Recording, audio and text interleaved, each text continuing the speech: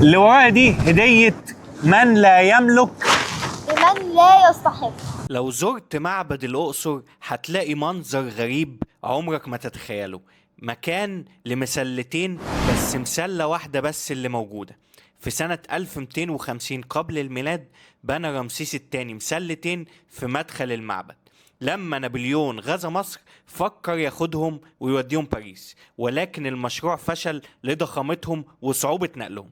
وفي 1830 قرر محمد علي الذي لا يملك المسلتين اهدائهم الاتنين لفرنسا، وادوله بدلهم ساعة القلعة. خسرت كل حاجة وكسبت النضارة دي. بدأ المشروع بنقل المسلة الأقصر واتعمل لها سفينة مخصوص تنقلها، وتكلف النقل 2.5 مليون فرنك، ودلوقتي موجودة قدامكم. في أهم ميدان في باريس، مسلة الكونكورد. وعشان التكلفة الرهيبة دي كنسلوا ان هم ينقلوا المسلة التانية، زي ما خسرت مسلات تانية كتيرة موجودة في اشهر ميادين العالم.